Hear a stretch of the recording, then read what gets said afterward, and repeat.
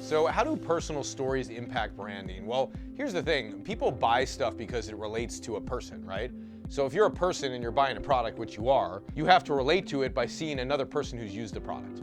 So that's why testimonials work so well. It's like before and after. Oh my God, I should get it because I want to be like that. So storytelling is great because you tell a story and you talk about your problem basically, and then you talk about your breakthrough, your solution, and you do it in the format of a story. Stories put people in the present tense. So when you're telling a story and you're talking to people and you're taking them on the journey, they get lost in the story of it. And all of a sudden they're in the story versus outside watching the result, right? So watch this, before, after, right? If I'm watching before, they were overweight, and after, now they're this. I'm seeing it and I'm looking at the results. Storytelling is, if I went through this story and I told you about Joe, who was like on his deathbed and, you know, had been eating McDonald's for 400 days and he was 400 some odd pounds, right? And all of a sudden I talked about this like overcome story about how he worked out relentlessly, blah, blah, blah, blah, blah, and I went on this whole journey and told you the story. And at the end of the day, he broke through and he got this result, and I told a really good story, which that wasn't. I was just showing the framework for it. Then you would go, oh my God, I love Joe.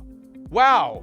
And the backstory was like, he didn't know that McDonald's was bad for him at the time. He was raised on McDonald's as a kid. He was told it was good for him, so he had all this false information. And all of a sudden, Joe turned his life around, and now look at him. He's happy, he's married, he's got kids, and his kids are eating healthy. And now you're like, oh my God, Joe's such a great guy.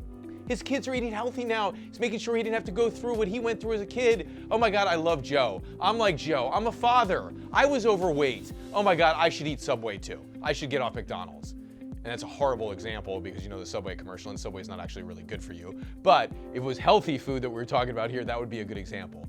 But if you told it in a story, it then becomes relatable because you're lost in the story, and it's almost like you're becoming the person. You're not seeing, I want to be like that person. You're actually like in the story, like you're on the journey with Joe as if you are Joe, and you're like, oh my God, I was right there with him the whole time. It's kind of like when you watch a movie and you're in it and you're like, that was the most amazing thing ever. What? You're watching a screen with people up on the screen doing things.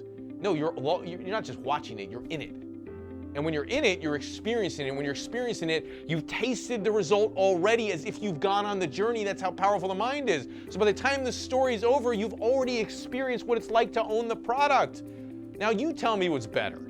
Is it better to go, here's the results you could get, this or this, or have somebody experience the entire product in their mind already without ever fucking buying it? Tell a story.